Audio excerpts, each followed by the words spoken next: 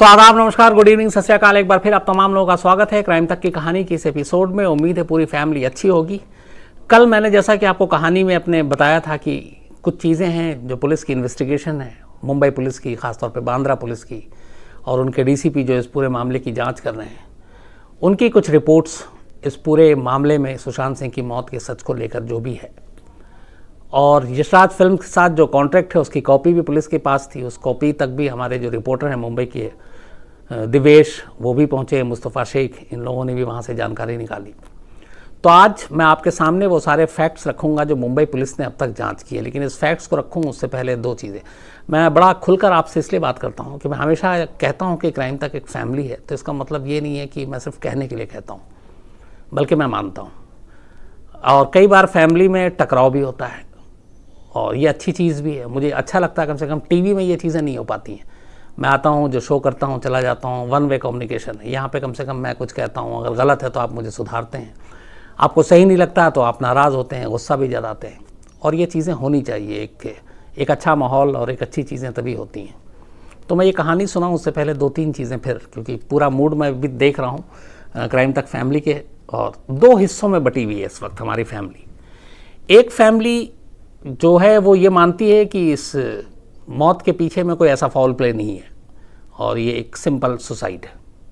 ये एक हमारी क्राइम तक फैमिली में ही बहुत सारे ऐसे लोग हैं जो ये मानते हैं कि नहीं, ये कत्ल है, मर्डर है, इसके पीछे एक साजिश है जिसकी जांच सीबीआई को होनी चाहिए। मैं दोनों को गलत नहीं मानूंगा। इसलिए नहीं मानूंगा कि जब तक किसी केस का एंड नहीं हो जाता, जांच पूरी नहीं हो जाती, तब तक बहुत सारे जो सर्कमस्टांशियल एविडेंस होते हैं, जो हालात होते हैं, उस पर बात होनी चाहिए। मैं इसलिए कह रहा हूँ कि दो हिस्सों में बटी हुई, क्योंकि मैं आप में से बहुत सारे लोग हैं, जैसे कोई भी ले लें हमारी टीम के, वो अगर मुझे मेल करते हैं तो मैं उनका मेल सिर्फ मैं पढ़ रहा हूँ या वो उन्होंने भेजा वो जानते हैं। तो मेरे पास आप में से दोनों तरह के लोगों के मेल आते हैं और हर एक की राय भी पता चल रही है। कुछ लोग नाराज़ भी हैं, कुछ कहते हैं कि नहीं, इसमें कोई फॉल प्ले नहीं है। इसमें बहुत सारे हमारे पुलिस के हैं जो काम कर रहे हैं, उनके भी मेल हैं। कुछ एक्स पुलिस वाले हैं, कुछ डॉक्टर हैं, कुछ एक्सपर्ट्स हैं, कुछ ऐसे हैं जो अभी यूपीएससी की तैयारी कर रहे हैं, कुछ मेडिकल की तैयारी कर रहे हैं, उन सब के भी मेल है। और सभी की जो राय है वो मिली जुली है इन्हीं दो चीज़ों पे है कि ये एक का कहना है कि कत्ल है, एक का कहना है कि खुदकुशी है।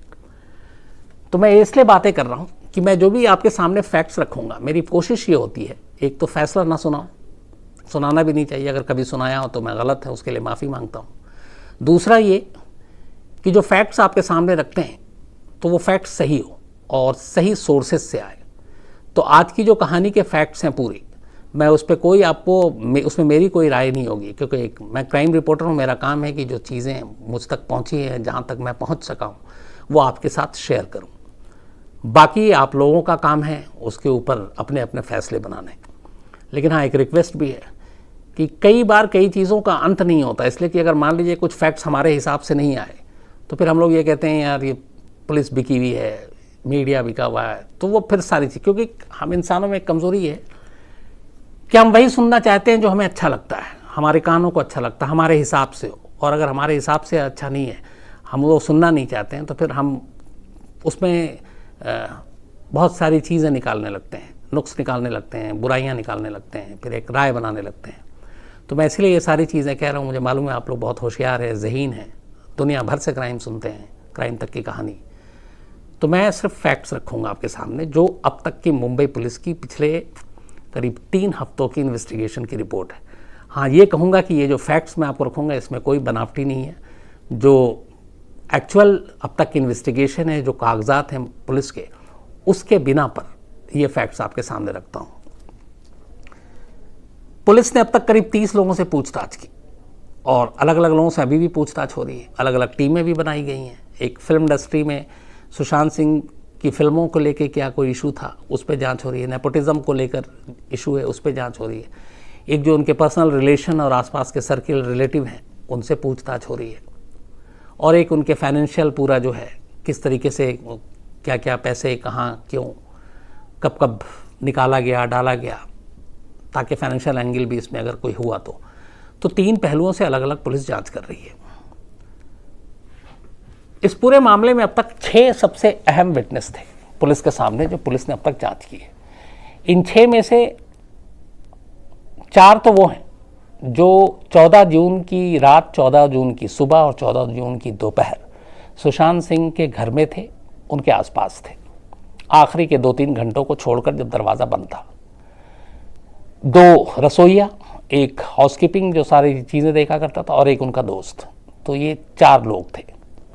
5वीं इनमें जो सबसे अहम गवाह हैं वो सुशांत सिंह की एक बहन जो मुंबई में रहती हैं, और छठा वो ताला बनाने वाला जो दरवाज़ा बंद था और जिसकी डुप्लीकेट चाबी बनाने के लिए आया था। तो पुलिस ने जितने 30 लोगों के करीब अब तक जो बयान दर्ज किए हैं, उनमें से सबसे पुलिस के लिए इंपॉर्टेंट थे ये 6 लोग, इसलिए कि 6 वो लोग थे जिन्होंने सबसे पहले सुशांत सिंह की लाश देखी, और ये वो 6 लोग थे जो उस वक्त उस घर में मौजूद थे। तो इनके जरिए पुलिस ने हर एक चीज़, सीन ऑफ क्राइम, सबको समझने की कोशिश की, और इनसे अलग अलग पूछताछ हुई, एक साथ बिठाकर नहीं बल्कि अलग अलग, और एक ही सवाल को कई बार घुमा फिराकर पूछा गया। यह पुलिस का तरीका होता है। पुलिस का कहना है कि इन 6 के 6 लोगों ने रात से लेकर आखिरी रात जो थी और दरवाज़ा खुलने तक जो कहानी सुनाई, उनमें एक दूसरे को कोई काट नहीं रहा था, लगभग एक ही जैसे बयान थे। 4 तो चलिए उस घर में थे, समझ में आई, लेकिन उनकी सिस्टर का भी जो बयान था जब वो घर पहुंचती हैं वहाँ पे 12 साढ़े 12 के दरमियान, और उसके बाद जो कुछ होता है, और फिर कमरे के अंदर दरवाज़ा खोलते हुए, दरवाज़ा उससे पहले खोलने की कोशिश करते हुए, वो बयान और बाकी के जो बयान है वो मैच कर रहे थे। मतलब यहाँ पे इम्पोर्टेंट ये है कि जो पहले हुआ, लेकिन 12 के बाद जो सारे बयान थे वो बहन के और उनके बाकी जो घर में 4 लोग थे उनके मैच कर रहे थे। जो मैकेनिक था, जो ताला बनाने वाला जो आया था डुप्लीकेट चाबी से दरवाज़ा खोलने के लिए, उसने भी जो बयान दिए उस दरवाज़ा खुलने से लेकर और अंदर के मंजर जो सीन थे वो भी लगभग एक थे। तो इसलिए ये बयान मैं बार बार ये कह रहा हूँ कि अगर कई बार होता है कि कोई अगर साजिश होती है तो पुलिस को ये पता चलता है कि ये लोग उसको आपस में सेटिंग कर लेते हैं, तो इसलिए उनको घुमा फिरा के अलग अलग चीज़ें पूछी जाती ताकि कहीं पे कोई 1-2 गड़बड़ करे तो उसको पकड़ा जाए।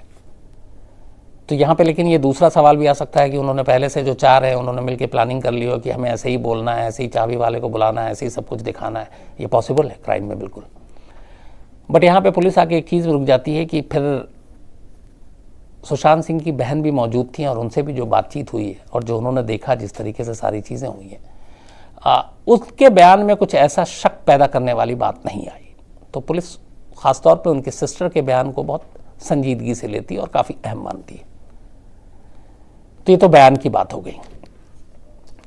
अब सबसे पहले कमरे की बात होती है, क्योंकि सीन ऑफ क्राइम में इस रूम का बहुत बड़ा रोल है, और दरवाज़ा अंदर से बंद था, नहीं था, बंद कर दिया गया, साजिश के तहत मारने के बाद बंद किया गया, या आखिरी बार दरवाजे कमरे के अंदर कौन था, इसको लेके डिटेल इंट्रोगेशन और इन्वेस्टिगेशन दोनों चीज़ें हुई।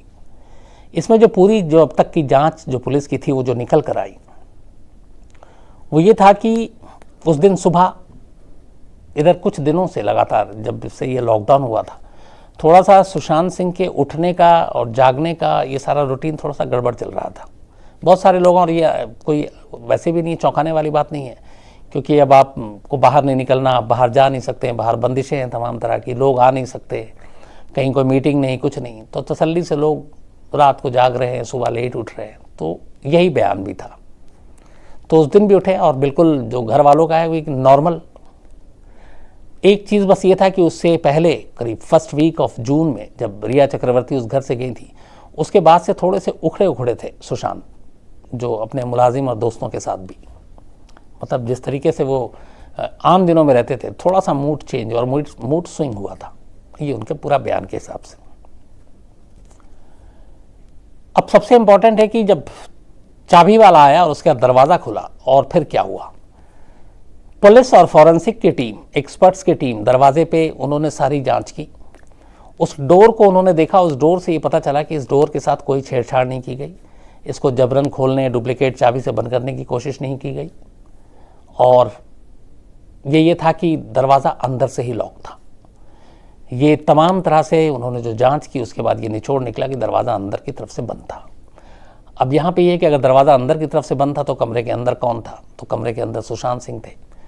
दूसरा ये था कि क्या इस दरवाजे के अंदर विंडो या किसी और तरीके से बाहर निकलने या अंदर आने का कोई दूसरा रास्ता था, कोई चोर रास्ता था, तो वो वैसा नहीं था। और जब ये दरवाज़ा खुला उससे पहले करीब घर आने के बाद 5 से 7 मिनट तक सुशांत सिंह की बहन ने भी काफ़ी दरवाज़ा पीटा, आवाज़ दी, मोबाइल पे कॉल किया, लेकिन अंदर से कोई आवाज़ नहीं आई। इन लोगों ने दरवाजे में कान लगाकर भी सुनने की कोशिश की, कोई आवाज़ नहीं आई। और उसके बाद ही फिर इस चाबी वाले को बुलाया गया। जब दरवाज़ा खुला तो उस वक्त सुशांत के तीनों मुलाजिम, उनका दोस्त और वो चाबी वाला और सुशांत की बहन उस दरवाजे की दूसरी तरफ खड़ी हुई थी।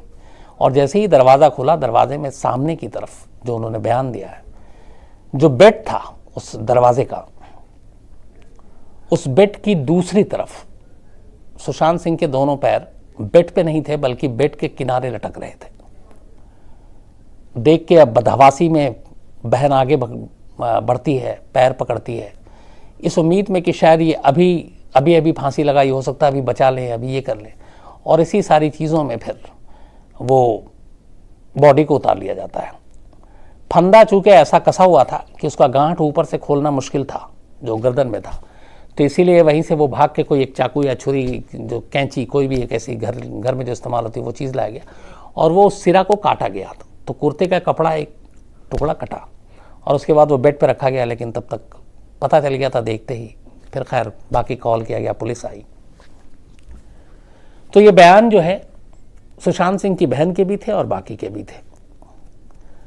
अब यहाँ पे पंखा, स्टूल और बेड, इसको लेके बहुत सारी चीज़ें आ रही हैं। अब क्या सच है ये फाइनल रिपोर्ट में पता चलेगा, लेकिन जो पुलिस की अभी तक रिपोर्ट है और जो मुंबई पुलिस ये कह रही है कि अभी तक उनको यही लग रहा है कि ये सुसाइड है, तो उसके पीछे उनके पूछा गया कि आप ऐसा कैसे कह सकते हैं, क्यों आप श्योर है, क्या आपके पास प्रूफ है। तो मुंबई पुलिस ने उस कमरे का अपने एक्सपर्ट्स, फॉरेंसिक की टीम गई थी सुशांत सिंह के घर में, उन सब की जो रिपोर्ट है उसका हवाला दिया। वो रिपोर्ट क्या कहती है वो मैं आपको बताता हूँ।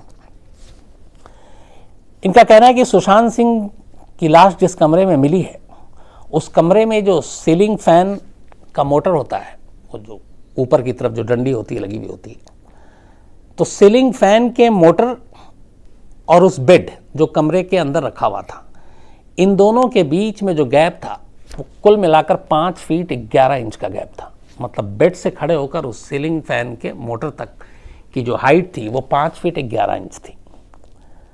सुशांत सिंह की हाइट जो पुलिस में वहाँ पर रिकॉर्ड में दर्ज है वो है 5 फीट 10 इंच। मतलब 5 फीट 11 इंच बेड से लेकर पंखे तक की हाइट है मुंबई पुलिस के हिसाब से, और 5 फीट 10 इंच हाइट सुशांत की है। तो 1 इंच का फ़र्क है पंखा और बेड के हाइट में, और सुशांत सिंह अगर बेड पे खड़े हो जाए तो 1 इंच का। तो इनका कहना है कि बेड जो रखा हुआ है, आमतौर पे बहुत सारे घर में ऐसा होता है कि जो पंखा लगा होता है तो वो बेड के बिल्कुल सेंटर में होता है, जहाँ पे बेड है उसका सेंटर के हिस्से पे फैन होता ताकि हवा चारों तरफ आए बेड में। लेकिन सुशांत के कमरे में जो बेड जहाँ पे रखा हुआ है और जो पंखा टंगा हुआ है वो सेंटर में नहीं है, बल्कि उस पंखे का एक ज़्यादातर हिस्सा बेड के दूसरी तरफ, जब दरवाज़ा आप खोलते हैं, दरवाज़ा खुलते ही राइट साइड में बेड है और उस राइट साइड में बेड का पहला शुरू आप जाते ही होता है, जो दूसरी तरफ का बेड का हिस्सा है उस तरफ पंखा ज़्यादा है, मतलब वो सेंटर में नहीं है। अगर बेड की ये चौड़ाई है तो कायदे से पंखा यहाँ होना चाहिए, लेकिन पंखा इस साइड ज़्यादा है। तो जो बाकी लोगों ने बयान दिया कि जब वो गए और उन्होंने देखा कि लाश किस तरीके से बेड पे नहीं पैर झूल रहे थे, बल्कि बेड की दूसरी तरफ जो बेड का खाली हिस्सा था, किनारा था, उसके नीचे पैर झूल रहे थे। और ये बयान उन चश्मदीदों का है जिनमें सुशांत सिंह की एक बहन भी है। तो अब ऐसा कैसे मुमकिन हुआ? तो जो फॉरेंसिक एक्सपर्ट्स के हिसाब से पुलिस ने दलील दी है, वो दलील ये दी है कि फंदा कसने के बाद चूँकि 1 इंच का फ़र्क है बेड में और पैर में रखने में, तो आमतौर पर सुसाइड करने के लिए गैप होना ज़रूरी है। तो उसमें यह है कि इनका ये कहना है कि जिस तरीके से बॉडी इस तरफ मिली है, तो अपने आप को फंदा कसने के बाद दोनों पैर हवा यानी ऐसे फेंक कर या बेड के किनारे कर दिया और इसलिए वो गैप मिल गया। ये एक पुलिस की दलील है। हालांकि अब इस दलील में कितना दम है, ये मामला अगर आगे बढ़ेगा तब उस वक्त पता चलेगा। लेकिन मैं फिर वही आपसे कह रहा हूँ कि जो उन्होंने अब तक सारी चीज़ें इन्वेस्टिगेट की हैं और जिस तरीके से ये लाइन पे ये बातें की हैं, तो उसमें ये सारी चीज़ें आई हैं कि पैर इस तरफ था, झूल रहा था, बेड के किनारे झूल रहा था, फासला 1 इंच का था, तो पैर उस तरफ क्यों किया? अगर सुसाइड करने वाले का है कि वो सीधा सीधी टंगता है, लेकिन यहाँ पे कि वो लिफ्ट की तरफ नीचे गया है, तो ऐसा कैसे मुमकिन है? अब इसमें बहुत सारे फॉरेंसिक एक्सपर्ट्स हैं, वो भी शायद बता सकते हैं। लेकिन ये मुंबई पुलिस की दलील है कि सुसाइड इसलिए बेड पे नहीं हुआ बल्कि बेड के किनारे हुआ। और हाइट जो स्टूल और टेबल की हम लोग बात कर रहे हैं, लगातार सवाल उठा रहे हैं, उनका यही कहना था चूँकि 1 इंच का गैप था। अभी तक हाइट को लेके बहुत सारी चीज़ें थी, लेकिन ये ऑफिशियली है कि इस रूम से बेड और पंखे की हाइट क्या थी और सुशांत सिंह की क्या थी। तो 5 फीट 11 इंच बेड से पंखे की हाइट थी और 5 फीट 10 इंच सुशांत सिंह की हाइट थी। तो ये रूम के अंदर की चीज़ आई। इसके बाद जो पुलिस की आगे की इन्वेस्टिगेशन वो ये है कि पूरे बॉडी पे बहुत सारे ऐसे सोशल मीडिया पे तस्वीरें और बात भी चल रही है जख्म के निशान को लेकर। तो कहीं पे भी कोई भी जो 5 डॉक्टरों की टीम ने पोस्टमार्टम किया है और उन डॉक्टरों की टीम ने सर से लेकर पैर तक सारे जख्म देखने की कोशिश की, तो शरीर पे ऐसे कोई जख्म नहीं मिले जिससे ये पता चल सके कि आखिरी वक्त में कोई छीना झपटी हुई, ज़ोर ज़बरदस्ती हुई, किसी ने काबू करने की कोशिश की हो। तो ऐसे कोई निशान नहीं मिले। एक और अहम चीज़ कि सुशांत सिंह के जो 10 उंगलियों के नाखून हैं वो बिल्कुल क्लीन मिले हैं। ये नाखून इसलिए इम्पोर्टेंट रोल प्ले करते हैं ऐसे सिचुएशन में, चाहे वो मर्डर हो या सुसाइड हो, कि अगर आप अपने आप को बचाने की कोशिश कर रहे हैं, किसी से उलझे हुए हैं, गुत्थम गुत्थी हो रही है, लड़ाई झगड़ा हो रहा है, तो आप सामने वाले को रोकने के लिए या पकड़ने की कोशिश करेंगे तो ऐसे में नाखून के अंदर कुछ ना कुछ सबूत रह जाता है। लेकिन 10 के 10 नेल्स सुशांत सिंह के बिल्कुल क्लीन थे, तो ऐसा उसमें से कोई भी एक हल्का सा भी सबूत नहीं मिला जिससे ये पता चले कि कोई जोर आजमाइश हुई हो आखिरी वक्त में। शॉर्ट और टी शर्ट पहने हुए थे सुशांत जब उनकी लाश मिली। कपड़ों का भी बहुत बड़ा रोल होता है।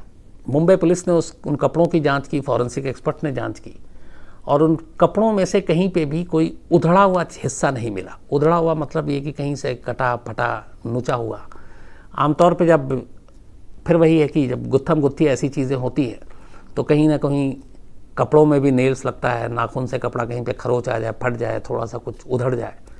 बट वो बिल्कुल उस शॉर्ट और टी शर्ट दोनों एकदम नीट एंड क्लीन, और कहीं पे भी कोई ज़रा सा भी ऐसी चीज़ नहीं थी जिससे ये लगे कि कुछ बचाने की या बचने की कोशिश की गई हो या कोई ज़बरदस्ती हावी होने की कोशिश कर रहा है। इसके अलावा जो पोस्टमार्टम करते हैं डॉक्टर, उनके बयान, 5 डॉक्टरों ने पोस्टमार्टम किया और इन 5 डॉक्टरों की पोस्टमार्टम रिपोर्ट को लेकर एक ही राय थी। तो ये राय अपने आप में बहुत इंपॉर्टेंट है। लेकिन इन डॉक्टरों के पोस्टमार्टम पे भी मैं आपको एक चीज़ बताऊंगा, बट उससे पहले कि ये जानना ज़रूरी है कि जो 5 डॉक्टरों के पैनल ने किया, ऑन कैमरा पोस्टमार्टम हुआ है, मतलब कैमरे में रिकॉर्ड है ये, और इनकी राय 5 की एक है। अब ये सारी कहानी बता दी आपको मैंने। उसमें ये भी है कि लाश झूलती हुई देखी, 6 चश्मदीद थे, बयान उनके एक जैसे थे, कोई इंजरी मार्क नहीं, कपड़े पे भी कोई मार्क नहीं, नाखून क्लीन, सब कुछ एकदम क्लियर, और पुलिस का ये कहना कि ये सुसाइड का केस।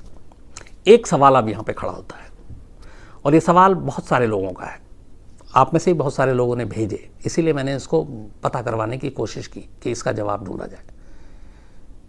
ये भी तो मुमकिन है कि सुशांत सिंह की मौत से पहले उन्हें जैसे जूस पिया, उस जूस में कोई बेहोशी की दवा मिला दे, या कोई ऐसी खाने पीने की चीज़ हो जिसमें कुछ भी बेहोशी की दवा मिला दे, और ऐसा कर दिया गया हो 14 जून की सुबह, और उसके बाद सुशांत सिंह बेहोश हो गए। अब जो भी कातिल है वो क्या करता है कि उस बेहोश सुशांत सिंह को उठाता है, गले में फंदा कसता है, एक सिरा पंखे में बांधता है, और बेहोश सुशांत सिंह को फांसी के फंदे पर झूलते हुए छोड़ देता है। ये मुमकिन है? तो ये क्यों नहीं हो सकता? और ये सवाल सभी के हैं, क्योंकि ऐसी सिचुएशन में भी, ऐसी हालत में भी कहीं पे शरीर पे आपके कोई चोट के निशान नहीं होंगे, क्योंकि बेहोश आदमी हाथापाई तो करेगा नहीं, बेहोश आदमी गुत्थम गुत्ती भी नहीं करेगा, बेहोश आदमी उलझेगा भी नहीं।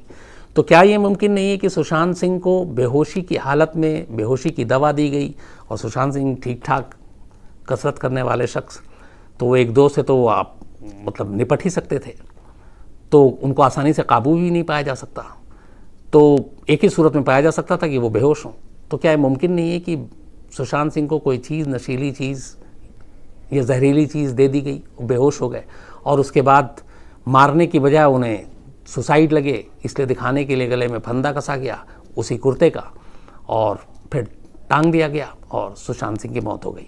तो इससे क्या हुआ कि ना कपड़े पे कोई सबूत आया, ना हाथ पैर पे आया, ना नाखून पे आया और क्लियर कट सारी चीज़ें हो गई। ये मुमकिन है, बिल्कुल है, ऐसा हो सकता है। यही सवाल मुंबई पुलिस से था और यही सवाल इन 5 पोस्टमार्टम करने वाले डॉक्टरों में से एक डॉक्टर से था। उनका जवाब आया, उनका जवाब ये था कि एक आदमी जिसको मौत से पहले, मरने से पहले अगर किसी तरह का कोई रसायन दिया गया, बेहोशी की दवा दी गई, कोई भी केमिकल जो हम खाने पीने की चीज़ों को छोड़कर ऐसी चीज़ दी गई हो, खासतौर पे बेहोशी की दवा, जहर, कोई जहरीला पदार्थ, तो वो पकड़ में आ जाएगा और 2 जगह पे पकड़ में आएगा। पहला पोस्टमार्टम करते हुए शुरुआती जांच में ही आ जाएगी और दूसरा विसरा रिपोर्ट में आ जाएगी। कैसे आती है? अगर किसी ने किसी को मरने से पहले, वो जिंदा है और उसको बेहोशी की दवा दे दी और उसने पी लिया, जैसे इसी केस में हम मान के चलते हैं कि सुशांत सिंह को बेहोशी की दवा दी गई और बेहोशी की हालत में फिर फांसी के फंदे पे लटका दिया गया एक साजिश के तहत। तो अगर ऐसा हुआ तो डॉक्टर साहब का जो जवाब है, जो पोस्टमार्टम किया है, उनका ये है कि ऐसी सूरत में 2 चीज़ें होंगी। पहली ये कि अगर उसे कोई इस तरीके की दवा दी गई है, केमिकल दिया गया है, बेहोशी की दवा दी गई है, कोई जहरीला पदार्थ दिया गया है, तो उसके शरीर का रंग थोड़ा सा बदलेगा खास जगहों पर और वो पोस्टमार्टम करते हुए पकड़ में आ जाता है। दूसरा, ऐसी चीज़ जिसे दी जाती है, पोस्टमार्टम करते वक्त उसके लाश से एक ख़ास किस्म की गंध आती है, एक ख़ास किस्म की बू आती है। इनका कहना है कि ये दोनों चीज़ें सुशांत सिंह के पोस्टमार्टम के दौरान सामने नहीं आई। और तीसरी चीज़ भी होती है, वो ये होती है कि आपके कई जो ऑर्गन हैं वो बता देते हैं कि मरने से पहले क्या कोई बेहोशी की दवा दी गई थी या कुछ और इस तरीके का केमिकल, रसायन या जहरीला पदार्थ दिया गया था। ऑर्गन चेंज हो जाता है और ये विज्ञान, साइंस से जो पोस्टमार्टम, ये सारी चीज़ें जो हैं वो बहुत बेसिक है उनके लिए सारी। तो अगर ऐसी चीज़ें किसी ने साजिश के तहत मरने से पहले दी है, चाहे जहर दी, बेहोशी की दवा दी या कुछ और दिया, कोई रसायन दिया, तो पहला पोस्टमार्टम टेबल पे पता चल जाता है थोड़ा सा, लेकिन वो पूरी तरह से कंफर्म नहीं होता। लेकिन उसके बाद एक विसरा रिपोर्ट आती है जो बिल्कुल क्लियर कर देती है। विसरा असल में पेट में एक थैली है जहाँ पे हम जो भी खाते पीते हैं वहाँ वो जाकर जमा हो जाता है। तो आमतौर पे जो भी पॉइजनस के केस होते हैं, जहर से जुड़ी हुई चीज़ें होती हैं या दवा से जुड़ी हुई चीज़ें होती हैं, उसमें विसरा की जांच ज़रूर होती है। सुशांत सिंह की भी विसरा की जांच रिपोर्ट अभी आनी है, जांच के लिए भेजी गई है और इसमें कम से कम 1 महीने का वक्त लगता है, 3 हफ्ते से 4 हफ्ते। और ये वक्त इसलिए लेता है क्योंकि विसरा को एक ख़ास, बल्कि एक या कई ख़ास केमिकल के अंदर रखा जाता है और एक ख़ास मुद्दत के लिए रखा जाता है, तभी वो फिर अपनी एक तरह से वो फाइनल उसकी रिपोर्ट उसी से निकलती है। एग्जैक्ट डिटेल में ये है कि 1 महीने या 3 हफ्ते तक उसको किसी ख़ास केमिकल में डुबो कर या उस केमिकल के साथ मिलाकर उसे रखा जाता है और तब जाकर उसकी असली रिपोर्ट सामने आती है। इसी वजह से विसरा हमेशा करीब 3 से 4 हफ्ते का वक्त लेता है। तो अगर ऐसी कोई चीज़ दी गई है तो वो रिपोर्ट से पता चल जाएगा। इस रिपोर्ट का भी इंतज़ार है और ये रिपोर्ट शायद इसी महीने के 2nd या 3rd वीक में आ जाएगी। पुलिस का कहना है कि अब तक की सारी जांच में इशारा दूसरी तरफ है और वो रिपोर्ट तैयार है, लेकिन पुलिस अब भी उसके बावजूद फाइनल रिपोर्ट नहीं दे रही है और उसकी वजह यही है, उसका कहना है कि एक बार विसरा रिपोर्ट आ जाए। हालांकि जो शुरुआती पोस्टमार्टम रिपोर्ट है वो थोड़ा सा इशारा कर रही है कि विसरा रिपोर्ट क्या आएगी, लेकिन जब तक विसरा रिपोर्ट नहीं आ जाए, क्योंकि विसरा रिपोर्ट से पूरी कहानी पलट सकती है।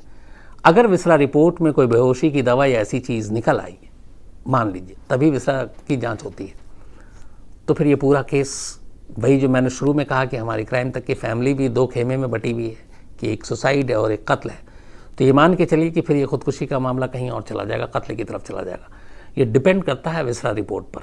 लेकिन अभी तक की जो सारी गवाहियाँ हैं, जो सारे सबूत हैं, जो सारी शुरुआती रिपोर्ट्स हैं, वो पुलिस, मुंबई पुलिस की थ्योरी यही है कि ये अभी उनको कत्ल की गुंजाइश इसमें कम नज़र आती है।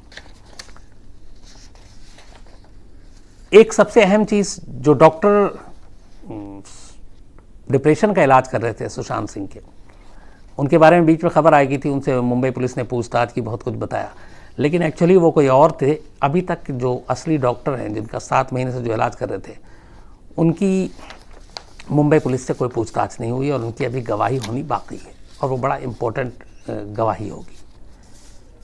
तो कमरा, हाइट, विसरा रिपोर्ट, केमिकल, बेहोशी की दवा, ये सारी चीज़ें जो मुंबई पुलिस के ज़रिए थी आप तक पहुंचाई।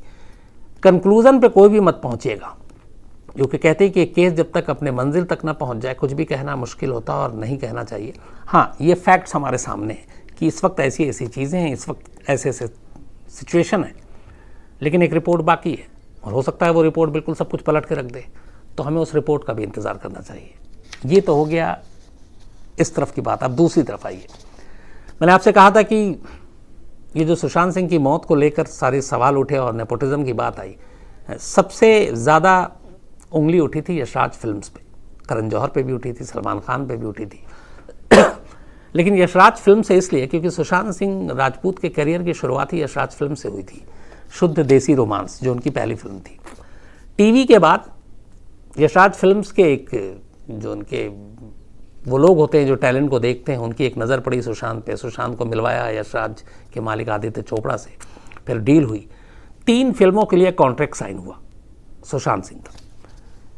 ये बात है 2012-13 की, और इन 3 फिल्मों के लिए, यशराज बैनर की फिल्म के लिए सुशांत सिंह ने कॉन्ट्रैक्ट साइन किया। शर्त ये थी कि पहली फिल्म जो होगी उसके लिए सुशांत को उनका मेहनताना, उनका फीस वो 30 लाख रुपए मिलेगा।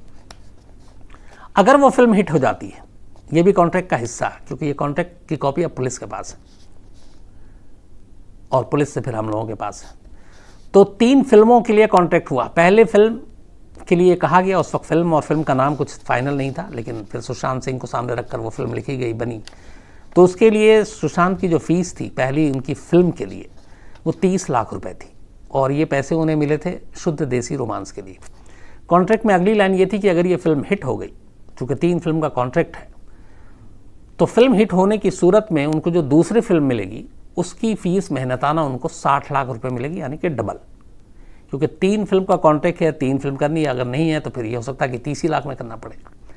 तो पहली फिल्म के बाद अगर वो फिल्म हिट हो गई तो दूसरी फिल्म की फीस 60 लाख होगी 30 से, और अगर दूसरी फिल्म भी हिट हो गई तो फिर तीसरी फिल्म के लिए उन्हें सीधे 1 करोड़ रुपए मिलेंगे। ये कॉन्ट्रैक्ट में यशराज के साथ सुशांत सिंह की डील हुई थी।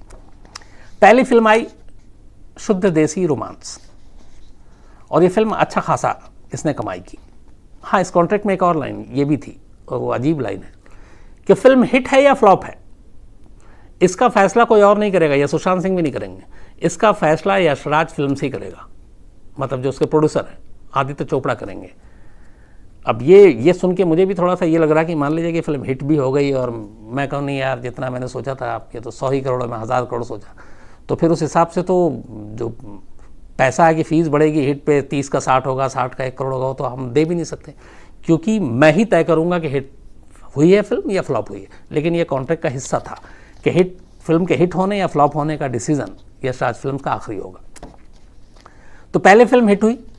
दूसरी फिल्म जो सुशांत ने की वो डिटेक्टिव व्योमकेश बख्शी। अब इसके लिए कायदे से सुशांत सिंह को 60 लाख रुपए मिलने चाहिए थे, लेकिन जो कॉन्ट्रैक्ट पुलिस को सौंपा गया उसमें यह है कि इसके लिए, और ये फिल्म बहुत अच्छी फिल्म भी बनी थी, दिवाकर बैनर्जी शायद इसके डायरेक्टर थे, मैंने इसको देखी है, पूरे उस ज़माने की कोलकाता की तस्वीरें उतार दी इस फिल्म में। इस फिल्म के लिए सुशांत सिंह को 1 करोड़ रुपये मिले थे। 30 की जगह पे शर्त के हिसाब से 60 मिलने थे, लेकिन 1 करोड़ रुपये मिले थे। अभी तक यशराज और सुशांत के बीच में रिश्ते सही चल रहे थे, क्योंकि पहले फिल्म भी आ गई, व्योमकेश बख्शी भी आ गई, जिसके प्रोडक्शन पे काफ़ी खर्च हुआ। हालांकि ये फिल्म ज़्यादा चली नहीं, क्यों नहीं चली मुझे भी नहीं मालूम, इतनी अच्छी फिल्म थी, कम से कम हम लोगों की पसंदीदा फिल्म थी। अब तीसरी फिल्म इस दौरान में कई हो सकती थी, पहली हो गई, दूसरी हो गई। अब इस दौरान में सुशांत की अदाकारी को देखते हुए बाहर के दूसरे प्रोडक्शन हाउस के लोगों ने लेना चाहा, जिसमें संजय लीला भंसाली हैं और भी कई लोग हैं, लेकिन 3 फिल्मों का कॉन्ट्रैक्ट था। कॉन्ट्रैक्ट यशराज फिल्म छोड़ना नहीं चाह रहा था, सुशांत को बाहर मौका नहीं मिल रहा था, और इस चक्कर में एक एक करके कई फिल्में जो हैं वो दूसरे हीरो को चली गई, जो उसी वक्त साथ साथ आए थे लगभग फिल्मों में, जिनमें एक बड़ा नाम रणवीर सिंह का है। तो इस कॉन्ट्रैक्ट की वजह से कायदे से फ़ायदा कम हुआ, नुकसान ज़्यादा हो गया। अब लेकिन कॉन्ट्रैक्ट में 2 फिल्म बन चुकी थी, तीसरी बाकी थी, और तीसरी फिल्म जो थी वो बहुत ही महत्वाकांक्षी फिल्म थी, पानी। और उस पानी के डायरेक्टर भी थे शेखर गुप्ता। तो ये फिल्म बननी थी, लेकिन इस फिल्म के कुछ क्रिएटिव पहलू को लेकर शेखर कपूर और आदित्य चोपड़ा इनमें अनबन हो गई। वो कुछ फिल्म को किसी और डायरेक्शन में कहानी को ले जाना चाहते थे, कुछ और शूटिंग का इशू था, सेट्स के इशू थे, और इस चक्कर में पहले बात लंबी खिंचती गई। फिर इसी दौरान में सुशांत को चूँकि लेके पानी बनानी थी, और उसके बाद सुशांत ने कई फिल्में जो हाथ से निकल गई, फिर उस वक्त नाराज़ होकर अपने कॉन्ट्रैक्ट तोड़े, बीच में पी के फिल्म भी कर लिया। तो उसके बाद वो जो यशराज फिल्म से उससे रिश्ते ख़राब हो गए, और जब वो कॉन्ट्रैक्ट ही तोड़ दिया तो फिर शायद सुशांत को ये दिखाने के लिए कि तुम हमसे पंगा ले रहे हो, ये फिल्म ही बंद कर दी। और इस फिल्म के बंद होने का सुशांत को बहुत अफसोस था, इसलिए कि एक तो डायरेक्टर शेखर कपूर थे, नामी डायरेक्टर, और फिल्म का कंसेप्ट, फिल्म की उस वक्त जो पूरी कहते हैं कि जो ओरिजिनल सारा इसका प्लॉट था वो बहुत ही लाजवाब था। तो एक अच्छी और बड़ी फिल्म बंद होने की वजह से भी असर पड़ा, और उसके बाद ये सारी चीज़ें उठी। तो ये यशराज के कॉन्टेक्ट जो कॉन्टेक्ट हुए थे, इन दोनों के कॉन्ट्रैक्ट, उसके ज़रिए बातें आई। शुरुआत में आपको पुलिस के ज़रिए ये मैंने बात बताई, लेकिन मैं फिर एक बार वही कहूँगा, मैं जानता हूँ पूरी फैमिली 2 खेमों में बटी हुई है। हमें पहले से फैसला नहीं करना चाहिए, और न मैं कभी आपको फैसला सुनाऊँगा या सुना रहा हूँ। जो इन्वेस्टिगेशन चल रही है, जो फैक्ट्स हैं, वो मैं आप तक पहुँचाने की कोशिश करता हूँ, वही मैंने आज भी किया है। लेकिन फिर कहूँगा कि इसके बारे में आखिरी फैसला एक बार विसरा रिपोर्ट ज़रूर आनी चाहिए। क्या पता विसरा रिपोर्ट सब कुछ पलट कर रख दे, और क्या पता कि जो पुलिस की अभी तक यही थ्योरी है यही आखिरी हो जाए। तो दोनों चीज़ें मुमकिन हैं। जब तक केस सुलझ ना जाए, आखिरी क्लोजिंग रिपोर्ट या फाइनल रिपोर्ट ना आ जाए, तब तक इस केस को या इसके अंजाम के बारे में कोई राय नहीं कायम करनी चाहिए। कुछ कह रहे हो? प्रियांश वर्मा। हाँ, Priyansh Verma, thank you very much यार प्रियांश, मैंने अभी देखा भी तुम्हारा उस पर। एक प्रियांश ने हमारे क्राइम तक फैमिली के मेंबर हैं, पेंसिल से इन्होंने एक स्केच बनाया, बहुत ही खूबसूरत और बड़ा अच्छा भी लगा। तो थैंक यू वेरी मच आपके प्यार के लिए यार, और बिल्कुल आपका मैं कर्जदार हो गया इतनी खूबसूरत पेंटिंग देखकर। तो थैंक यू वेरी मच। तो आज इतना ही, कल आपसे फिर मुलाकात होगी किसी नई कहानी के साथ। तब तक अपना ख्याल रखिएगा। Thank you very much.